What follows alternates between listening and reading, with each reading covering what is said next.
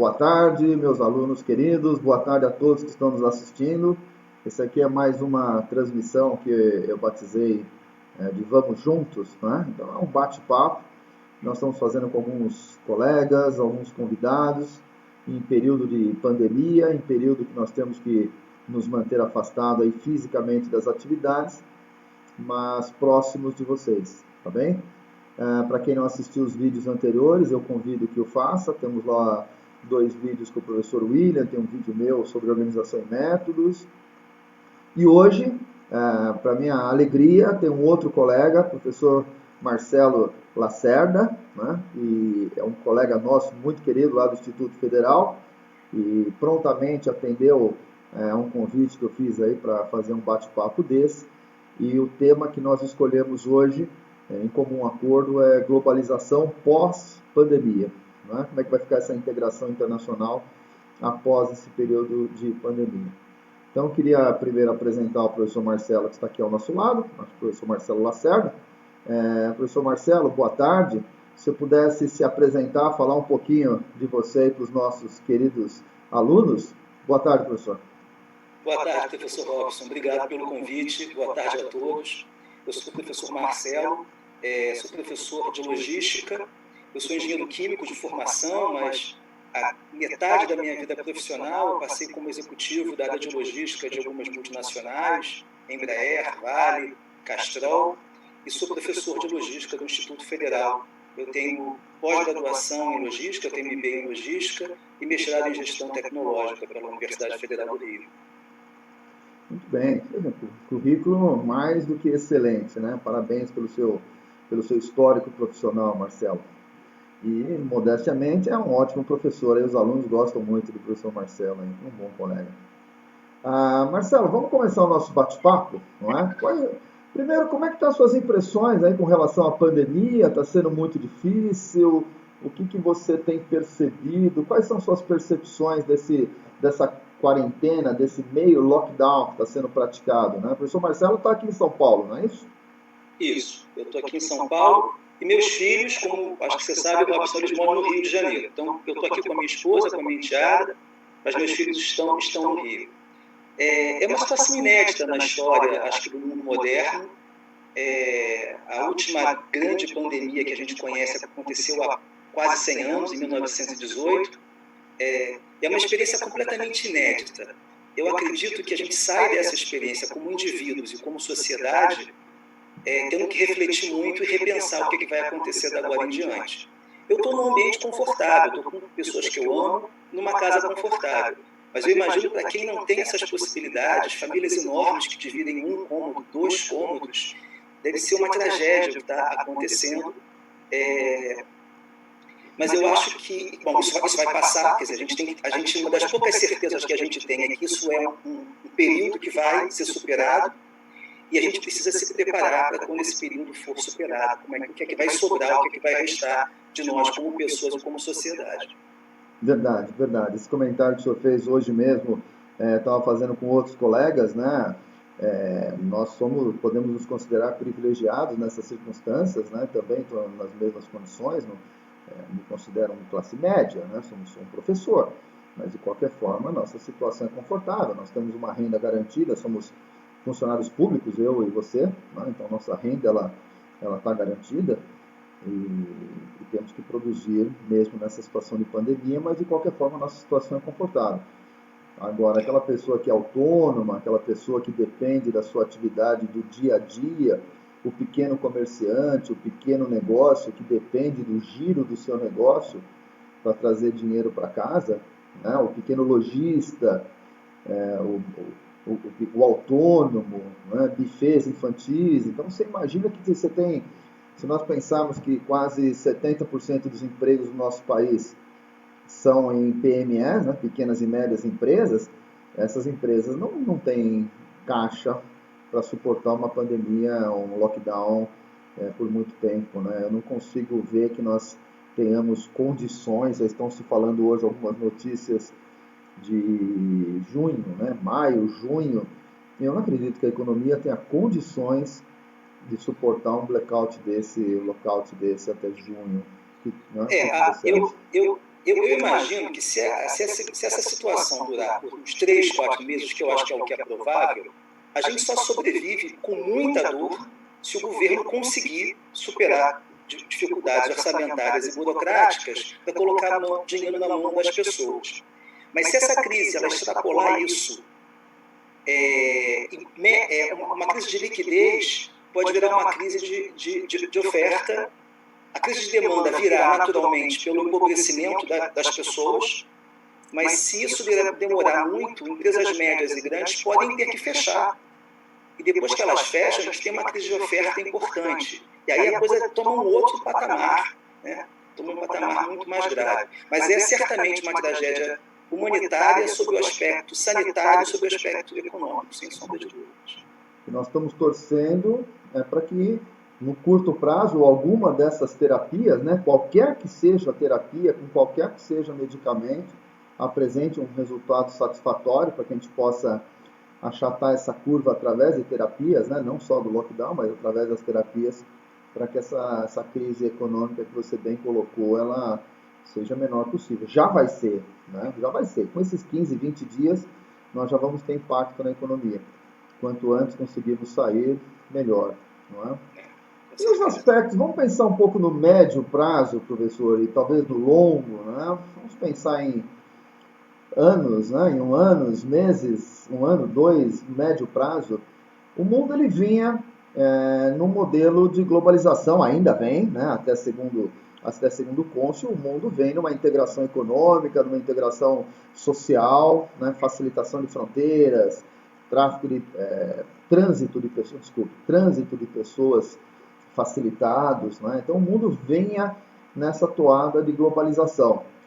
Que impacto o senhor imagina, né? Que impacto você imagina que nós podemos esperar para os próximos anos em decorrência dessa pandemia? Então, o Pedro Malan, que foi ministro da Fazenda do governo Fernando Henrique, escreveu um artigo esse final de semana falando que os líderes mundiais eles têm 2 desafios simultâneos. O primeiro, que é dar conta dessa emergência sanitária e econômica. Mas eles precisam, simultaneamente, começar a desenhar a arquitetura pós-pandemia. Quer dizer, são 2 desafios de enorme monta. Eu imagino que a gente tenha 4 grandes questões para refletir sobre o que vai acontecer com a globalização nesse mundo que vai emergir do que está acontecendo agora. Primeira grande, eu acho que tem 4 debates que precisam ser trazidos à tona e não tem resposta pronta. O primeiro debate diz respeito às trocas comerciais. Na virada do século XVIII para o século XIX, um economista inglês chamado David Ricardo, ele trouxe a teoria da vantagem competitiva, que foi o início para que começasse a nascer o comércio internacional. Eu acho que essa lógica da vantagem competitiva, eu posso falar sobre isso depois, eu acho que ela vai ter que ser repensada. A segunda grande questão é que as grandes crises econômicas trouxeram grandes oportunidades. A crise de 1973, a crise do petróleo, quando a inflação no mundo foi multiplicada por 3, ela está na raiz do grande movimento de aumento de produtividade da década de 70. Eu acho que uma outra questão é como que nós como sociedade, vamos reagir ao empobrecimento das pessoas e as consequências econômicas. Eu acho que a terceira questão é o rearranjo geopolítico. Quer dizer, que lados que emergem mais fortes e emergem mais fracos, porque desse desenho saem, inclusive, escolhas, sejam elas econômicas, com quem eu compro, com quem eu faço parceria, sejam geopolíticas mesmo em termos de estratégia. E a última questão é como ficam as estruturas que surgiram da Segunda Guerra. Quer dizer, como é que fica ONU, Organização Mundial da Saúde, a União Europeia, quer dizer, como é que esses organismos multilaterais eles ficam nessa situação? Então, são 4 questões que eu acho que precisam ser discutidas. Eu acho que eu tenho certeza que não há resposta certa para elas, mas a primeira é como que a gente vai se reorganizar nas trocas internacionais, como as cadeias de suprimentos se reposicionam. A segunda é qual vai ser a reação da economia. Vai ser uma coisa de desespero ou vai ser uma coisa que eu pego uma coisa que tem tudo para ser ruim e torno ela uma coisa ótima, como foi na crise do petróleo, em que a gente teve ganhos expressivos de produtividade no mundo inteiro. A reorganização geopolítica é o terceiro ponto que eu acho que tem que ser discutido. E o quarto ponto são as estruturas multilaterais globais. Bom, você colocou, acho que dá para, cada ponto desse dá para um longo bate-papo, né? Um bom artigo científico, né? Alguns pontos eu gostaria de tecer algumas observações. O primeiro, eu acredito que, pela experiência, né? Aí, in my opinion, né? Como disse a minha opinião, as coisas nunca são nem tão boas quanto prometem os políticos, não é? Nem tão ruim quanto preconizam os economistas ou os pessimistas, não é? As coisas elas sempre tendem a caminhar meio pelo meio do caminho. Então eu acho que eu não vejo o mundo se transformando, né? Eu realmente não acredito nisso. Algumas pessoas, é um choque para o capitalismo, né? Primeiro que eu não vejo uma correlação direta, né, entre capitalismo e a crise da pandemia, as trocas de mercadoria, de pessoas, acho que não há. Eu não vejo assim as estruturas comerciais do mundo, as estruturas em si, o modo de se fazer negócios, né? Os negócios vão se transformar, novos negócios vão surgir, alguns negócios vão deixar de existir, como é natural. Você bem colocou, a crise do petróleo da década de 70 fez emergir os tigres asiáticos, né? O Japão, ele se transformou no que hoje é a China, né? Para quem lembra, aí na década de 70, 80, o Japão era a grande nação, a grande potência econômica, ainda é, mas era a grande potência econômica do Oriente, nasceu na década de 70. Então, talvez nessa crise nós tenhamos aí a China, que já vinha forte, saindo talvez mais forte. Mas um aspecto, aí você tocou num outro aspecto que eu acho interessante, que é a questão das estruturas comerciais. Eu acho que não pode-se mudar produtos e processos. Então, processos de higiene, processos de tráfego de mercadorias, de trânsito de mercadorias. Processos sim, mas as estruturas em si, eu não vejo mudanças, né? Eu vejo que elas podem se transformar, mas não mudanças profundas e significativas. Agora, o mundo vinha numa tendência ao globalismo, né? Globalismo e globalização. Na globalização, comércio, troca de mercadorias, fluxo de pessoas, e o que alguns autores chamam de globalismo, essa questão dessas estruturas supranacionais, né? Então, o caso da ONU, a OIT, a OMS, a União Europeia, né? Então, essas estruturas supranacionais, um pouco na direção do que os teóricos das relações internacionais, o que a gente chama de modelo idealista, né? Modelo realista e modelo idealista. O realismo é a visão do Trump, por exemplo, do presidente Bolsonaro, quer dizer, a visão do Estado-nação, o modelo do Estado-nação como nós saímos pós-Segunda Guerra, né? E você tem a visão idealista, que é a visão do globalismo, a visão das estruturas supranacionais, a intenção de uma comunidade internacional, a humanidade, né? E não mais brasileiros, argentinos, europeus ou franceses, mas a humanidade, né? O modelo idealista das relações internacionais. O mundo vinha caminhando numa direção desse modelo mais de globalismo e o fortalecimento dessas estruturas supranacionais. Bom, e agora fica uma dúvida, não é? Por um lado, alguns continuam defendendo mais forte ainda, dizendo, olha, essas estruturas supranacionais, elas são boas para tratar com esse tipo de situação, porque eu consigo colocar regras internacionais mais rápidas, recomendações internacionais mais rápidas, transitar agentes de segurança, agentes de saúde. Então, se eu tiver essas estruturas, imagina que fazer isso entre países mais independentes é mais difícil, e fazer isso numa União Europeia, onde você tem uma administração europeia, isso é mais fácil, né? E, por outro lado, os realistas dizendo exatamente o contrário, né? Dizendo, não, tá vendo? Olha só, o vírus apareceu lá na China, tivemos alguns problemas de divulgação, não sabemos exatamente até que ponto as informações foram divulgadas a tempo ou não, Então, quanto mais forte for o meu Estado-nação, melhor eu consigo lidar com esse tipo de situação. Né? Não, imaginem se eu tivesse que lidar com uma burocracia internacional, criando regras, criando modelos de trabalho. Né? Então, não, a solução é o Estado-nação, rápido, efetivo, que conhece a sua população, conhece sua infraestrutura. Né? Então, esse é um debate que nós estamos vendo agora. Né? A gente está num ponto de inflexão da nossa história que algumas teorias estão sendo postas à prova. Né? Deixa eu começar com esse último ponto que você trouxe. Para além do que cada um de nós poderia desejar, o fato concreto é que, aparentemente, a gente está observando um cada um por si. Quer dizer, na União Europeia, quando a coisa começou a ficar complicada e chegar lá no território, cada país agiu como uma nação, fechando as suas fronteiras, tomando decisões de providenciar suprimentos para si próprio. Eu não consegui perceber uma organização. A União Europeia acho que é um bom exemplo, porque talvez seja uma das estruturas multinação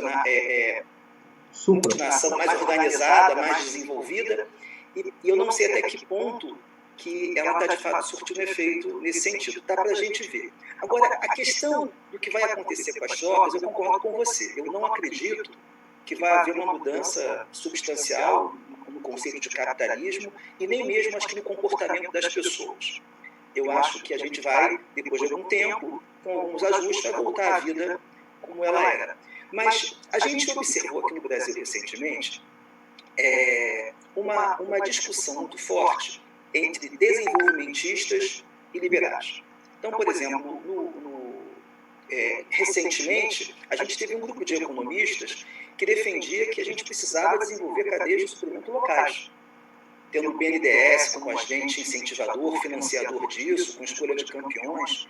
Eu conheci bons economistas, eu fui aluno do David Kupfler, que infelizmente, há coisa de um mês, nos deixou, faleceu de câncer. Davi é um dos grandes idealizadores desse desenho, do desenvolvimentismo, e tem outros grandes economistas que falam que não. São os herdeiros do David Ricardo, do David Ricardo, que dizem não, a gente vai buscar o produto onde quer que ele esteja com o menor custo. Eu acho que essa questão ela volta. Ela não volta porque o capitalismo vai mudar. Eu entendo que hoje as decisões de tomada de compra, de tomada de decisão de compra, elas são baseadas em modelos de custo total. Modelos de custo de produto, de custo de qualidade, de custo logístico. O custo logístico ele foi reduzido estupidamente nos últimos anos. A introdução se chamou a atenção para isso. Então, viabilizou que eu buscasse o produto onde quer que ele estivesse, desde que no custo total aquilo se compensasse. E a gente não consegue, ainda em termos de modelagem, precificar uma coisa chamada risco. Um dos melhores exemplos para isso é o que a Embraer fez. Eu estava na Embraer no momento em que ela fez isso. A Embraer transferiu parte da cadeia de suprimentos dela, que é essencialmente internacional, para o Vale do Paraíba. Não por uma questão de nacionalismo, por uma questão de redução de riscos. Um outro exemplo interessante é que tinha parte do processo de produção que, mesmo o custo sendo maior, sendo produzido internamente, era produzido internamente sob o preceito de que eu preciso ter um grupo de pessoas com essa capacitação interna, que se um dia um fornecedor meu me deixar na mão, eu sei fazer. Eu acho que essa reflexão sobre o que é estratégico, o que é risco, como eu precifico isso, ela vai voltar para o debate, não dos governos, mas de cada grande empresa. Quer dizer, cada grande empresa vai pensar, primeiro porque num fechamento de comércio, eu não acredito que o mundo vai presenciar uma situação dessas tão cedo. Eu acho que a minha geração, a sua, talvez até os nossos filhos, professor Robson, a gente não vai, tomara, presenciar uma nova situação dessas. Mas existem outras questões que precisam ser precificadas nisso. Por exemplo, países com tsunamis, países que têm riscos geográficos, a gente precifica isso muito mal de nossos modelos. E eu acho que o debate, se a gente deve ter uma cadeia de suprimentos mais local ou mais global, ele vai voltar. Esse debate estava superado, os globalistas tinham ganhado esse debate, e eu acho que os que defendem cadeias locais vão ter um argumento pelo menos emocional, não sei se técnico, a gente tem que virar modelo matemático, para voltar a essa discussão. E a questão da produtividade, dá para ficar na casa da economia, é que eu realmente acho que vai haver um empobrecimento geral da sociedade. Seja porque tem uma legião de pessoas sem renda por 3, 4 meses, seja porque tem empresas que não vão vender 3, 4 vezes mais quando voltarem à atividade normal, seja porque os estados todos, os estados nacionais, vão sair super endividados, porque estão jorrando dinheiro na economia para mitigar os riscos da crise. A gente o mundo sai dessa crise, na minha percepção, muito mais pobre. E a consequência disso é uma crise de demanda. As pessoas mais pobres, os estados mais pobres, mais endividados, investem menos, compram menos. Mas se essa crise demorar, talvez mais do que 6, 7, 8 meses, a gente tem uma crise de oferta, a gente vai ter empresas quebrando. Empresas quebrando com todo o capital humano dela sendo dispersado. E isso gera uma crise muito mais difícil de ser superada. E aí, o dilema é como nós vamos reagir a isso, né? Você citou o caso do Japão, tem vários casos, o desenvolvimento do projeto do etanol no Brasil, que é um caso de sucesso tecnológico. Se hoje é viável, não, isso é uma outra história, mas foi um desafio tecnológico formidável. O Brasil foi pioneiro nisso na década de 70, inclusive.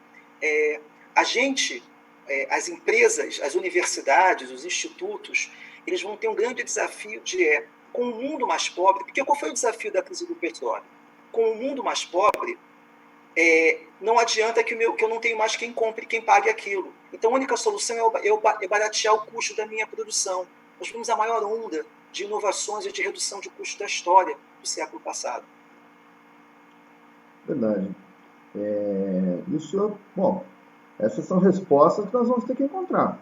Não é? O modelo de barateamento de custo, ele tem limites de piso, né? Não de teto, mas de piso. A gente já viu experiências de concorrências baseadas apenas em baixar preço das coisas, e o que tem mostrado essa experiência é que você acaba levando as duas empresas à falência, ou pelo menos alguma delas. Né? Normalmente, quem tem mais caixa fale a outra empresa, né? Chegando ao limite dos dumping, né? As empresas que podem trabalhar com custo zero, com lucro zero ou lucro negativo, né? E aí você tira o concorrente do mercado. Então, a concorrência por preço, ela realmente não é um caminho que as empresas...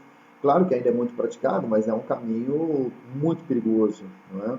Mas eu concordo, Robson. É que eu acho que não vai ser no nível do preço, vai ser no nível da inovação. Né? Eu sou um neo-schumpeteriano que acho que não há crescimento econômico sem inovação. O desafio não vai ser baixar preço, porque isso vai quebrar todo mundo. Eu acho que é isso que você está chamando a atenção. O desafio é inovação em processo e em produto. E aí você volta na vantagem competitiva, né? No final das contas, a tecnologia ou a inovação, o que ela traz? Ela traz uma vantagem competitiva, que pode ser uma vantagem de qualquer tipo, né? De produto mais moderno, visto como mais moderno, os design em produtos e coisas do tipo, ou realmente produtos inovativos, ou inovações na cadeias de logísticas mais seguras, que barateiam a própria seguro, né? O seguro no transporte, os custos do transporte, perdas e danos e coisas do tipo.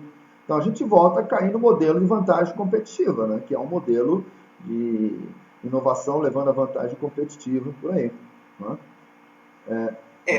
Esse modelo acho que não tem muito como a gente fugir dele. Eu acho que ele vai só mudar as variáveis que vão ser usadas no modelo. Eu acho que a competitividade e a inovação vão voltar a ser grandes estrelas nessa próxima década. Que segmentos você acha que... Fazer um papel aqui de especulador, né? Que segmentos você acha que podem ter um potencial bom no pós-pandemia e qual não? O que você acha? Então, produtos ou segmentos, né?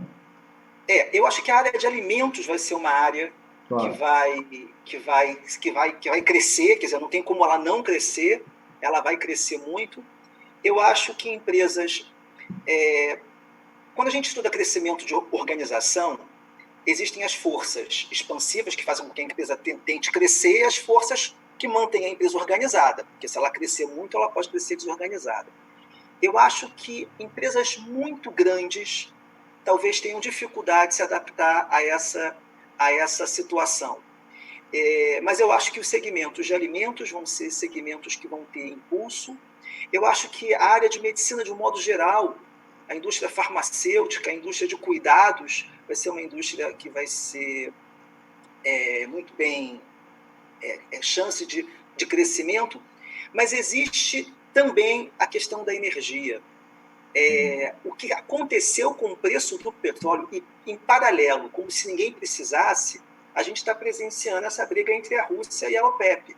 Quer dizer, a questão da energia, porque quando você investe dinheiro no setor de energia, é investimento para 20, 25 anos no barato, né? Por exemplo, nos Estados Unidos, que investiram para extrair óleo de xisto, de pedra de xisto, que ainda não é barato, mas eles conseguiram viabilizar isso, e com a queda dos preços internacionais, você mata todo mundo lá. Então, eu acho que a área de energia é uma área que a gente tem que observar, e aí tem uma grande vantagem para países como a Alemanha, que se apropriaram de tecnologias mais modernas de energia. Só um parênteses rápido, né? Os Estados Unidos se tornou exportador de petróleo. Né? Os Estados Unidos já consegue produzir petróleo para atender a sua demanda de exportação, né?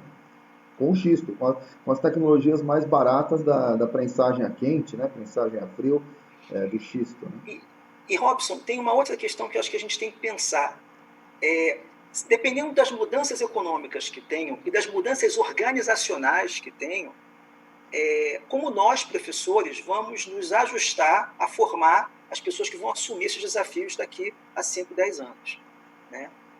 A gente tem que estar atento a isso também, porque um dos meus grandes dilemas nós estamos ensinando os nossos alunos só sobre o que aconteceu no passado, ou estamos ensinando eles, e eu sei o professor que você é, então eu fico muito à vontade também de conversar isso com você, a gente está ensinando eles a serem os próximos gestores do futuro, ou a conhecerem apenas o que aconteceu no passado. Tem que ser, você tem que olhar para o passado, tem que ter essa referência, mas o desafio da inovação, seja ele organizacional, seja no processo produtivo, no processo administrativo, como é que os estados, por exemplo, estados nacionais, você deu um exemplo também, falou disso, estados nacionais que têm as suas próprias burocracias, e burocracia não é sinônimo de coisa ruim, é sinônimo de controle, né?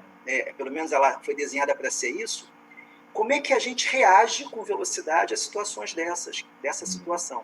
Eu acho que tem vários desafios da gente também, como professor, pensar o que é que a gente introduz num curso como o nosso, que você coordenou, você também é professor, eu também, o curso de gestão pública, por exemplo. Que mentalidade que a gente quer que os gestores, seja no mundo das empresas públicas, do setor público, ou das empresas privadas, trabalhem. Você colocou bem, né? A gente sempre, quando ensina alguma coisa, eu me lembro de fazer esse comentário ainda nesse semestre para alguma turma, de que nós não sabemos onde que os alunos vão trabalhar, né? Em que condições eles vão trabalhar. Mesmo sendo alunos de administração ou de gestão pública, a miríada de atividades que eles podem desenvolver, ela é enorme. Então, eu não tenho como ensinar como ele vai fazer a tarefa dele usando aquela ferramenta. Eu tenho como ensiná-lo a usar a ferramenta, mas ele é que vai ter que ter a capacidade de adaptar aquela ferramenta para aquela aplicação específica. Né? Você ensina aí, você também dá aula de finanças, né? Se você ensina a pessoa a fazer um cálculo de fluxo de caixa, você não sabe onde ele vai aplicar esse fluxo de caixa. Ele que tem que pensar em como usar essa ferramenta na sua atividade, né? E agora você falou bem, não só nas atividades que existem hoje, mas vocês, nossos alunos que estão assistindo, as pessoas que estão assistindo esse bate-papo, tem que estar atentos que as ferramentas que são ensinadas na escola, nós também temos que nos preparar para usar ela para situações que ainda não existem. Então, nossos alunos, eventualmente, eles vão se deparar com processos produtivos, com tipos de mercado que ainda surgirão no futuro, como o próprio professor Marcelo bem colocou agora mesmo, e a capacidade de adaptação, a capacidade de compreensão da ferramenta e da compreensão da situação que está sendo exposta para o aluno, ele que vai ter que ser o elemento que vai juntar essas duas coisas. E quão melhor, na minha opinião, quão melhor ele conseguir juntar essas duas coisas, as especificidades da situação, as características da ferramenta, quão melhor ele conseguir juntar essas duas coisas, melhor profissional ele vai ser. Pelo menos essa é a minha percepção. E a gente potencializar a inteligência emocional, capacidade de discernimento, né? Quer dizer, a gente fala muito do chá, competência é chá, competência é a junção de conhecimento, habilidades e atitudes, né? E tem também o J, que colocaram depois, que é a capacidade de julgamento, de saber quando fazer uma coisa ou fazer outra. Eu acho que a gente vai emergir, no curto prazo, dessa situação com um mundo extremamente difícil. Estados nacionais ou quebrados ou muito endividados. Pessoas ressabiadas e relações comerciais ressabiadas. Se eu tenho um fornecedor que produz para duas grandes empresas e ele não é muito habilidoso em distribuir o pouco que ele consegue produzir ou o menos que ele consegue produzir entre essas duas, as relações vão vir de forma muito desconfiada. Eu acho que a gente vai ter, no curto prazo, relações comerciais na cadeia de suprimentos com muita desconfiança. Isso reforça uma outra habilidade, que é uma das mais relevantes na minha percepção, que é as habilidades interpessoais. Para além de modelo matemático, de conhecimento teórico, no limite, quando duas empresas fazem um acordo, há uma pessoa de um lado, uma pessoa do outro, apertando uma mão, colocando o nome delas, o sobrenome delas, a reputação delas. Eu acho que a gente vai voltar a dar um enorme valor para competências interpessoais, para a qualidade da comunicação, de tudo que vem junto com essas relações formais. Isso não é um desafio trivial. Você é um humanista. Eu sou um humanista nesse sentido. Por baixo dessa tecnologia toda se esconde um humanista, meu amigo. Na verdade, eu não acredito que as tecnologias resolvam nada. São as pessoas que se apropriam das tecnologias certas no momento certo para ajudar. Eu acho que, no limite, somos nós que decidimos isso. Né? Eu acho que a gente vai ter grandes desafios à frente. Os meus alunos de logística, eu espero que eles pensem, sejam capazes de pensar. A inovação, ela traz uma coisa curiosa, que tem duas estratégias, né? Ou você pode ser o primeiro a inovar, ou você pode não ser o primeiro a inovar e acompanhar. Na área de petróleo, a gente tem um caso bem interessante, quando a Shell, por exemplo, ela se preparou para ser a líder em inovações na área de energia. Então, ela se organizou estruturalmente, contratou as pessoas, investiu nas tecnologias para isso. E, por outro lado, a Exxon, ela fala, não, eu não vou querer competir com a Shell. Eu sou bom o suficiente para acompanhar rapidamente, para e passo, o que ela fizer. Independente de você querer ser o líder e você querer ser o follower bem de perto, a capacidade de você reconfigurar o seu cérebro e entender que a única regra são as mudanças vai ser fator basal, básico, para saber quem é que vai estar nas posições de destaque daqui a pouco. Perfeito. Acho que você colocou uma frase brilhante que eu queria ressaltar aí, né? A coisa que não temos dúvida é a mudança. Não é? Me lembro do livro Imagens das Organizações, né? Do Garrett Morgan. Uma das passagens era a visão das organizações como fluxo de mudanças, né? Então, realmente, não há como negar que se há uma coisa que não muda no mundo, é que ele muda, né? Isso é uma das poucas certezas, né? E tem poucas certezas que nós temos, né? Em épocas de grande mudança, o conhecimento teórico ele ainda é mais necessário. Verdade. Porque alguém que só tem o conhecimento prático, ele ajusta aqui, ajusta ali. Verdade. Ele calibra a precisão do aperto do parafuso. O salto tecnológico demanda conhecimento teórico, verdade, demanda estudo formal. A capacidade pensante, né? A união das ciências, a multi e a interdisciplinaridade, não é? A pessoa ser capaz de olhar problemas sobre várias óticas, olhar problemas como que uma coisa afeta a outra, né? A visão dessa integração dos problemas, né? É verdade, isso é muito importante, eu também sempre comento com os meus alunos. Professor Marcelo, eu queria lhe fazer uma última pergunta aí, para a gente já caminhar para o nosso final. Nós já estamos aqui com mais de 30 minutos aí de conversa. Você vê como passa rápido o tempo, não? É verdade. Mas eu queria fazer para caminharmos aí para o final aí do nosso bate-papo. Nós comentamos lá atrás, o senhor também comentou, eu acho que eu também, tenho certeza, sobre a questão do endividamento dos estados nesse momento de pandemia, não é?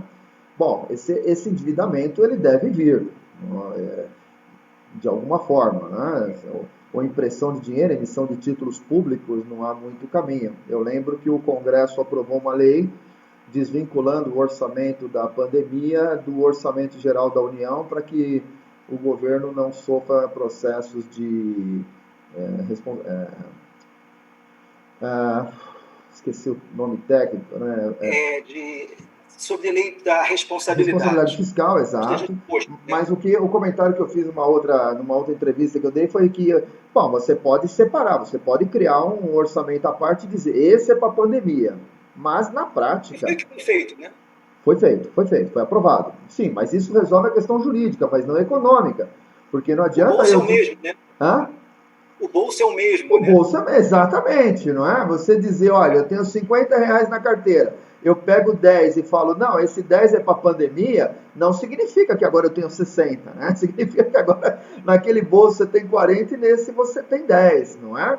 Então, como é que você vê a questão dos endividamentos dos estados nesse pós-globalização, partindo do princípio que os estados vão estar independentes, vão estar mais endividados? Em contrapartida, se eu entrar numa recessão, eu vou ter um afluxo menor de impostos, né? A economia dando uma freada, os impostos diminuem na mesma proporção. Então, de um lado, eu vou ter aumento no endividamento dos estados, provavelmente aumento do dólar, né? Já vemos o preço, o valor que está o dólar por aí. O dólar é uma moeda forte, as pessoas usam o dólar como porto seguro, como mesmo para guardar fisicamente seus ativos, não é? Então essa corrida ao dólar é um dos motivos que causou essa subida do dólar. E por outro lado, nós ainda vamos ter aí, acrescentando tudo isso, uma recessão econômica, com uma diminuição no fluxo dos impostos, né? O que você acha? Como é que os governos vão sair dessa encruzilhada? Então, eu acho primeiro que não tem solução. Eu não consigo imaginar uma saída para salvar, principalmente as pessoas e as empresas mais vulneráveis, os vendedores ambulantes, o dono daquela lojinha da esquina. Os governos precisam fazer isso.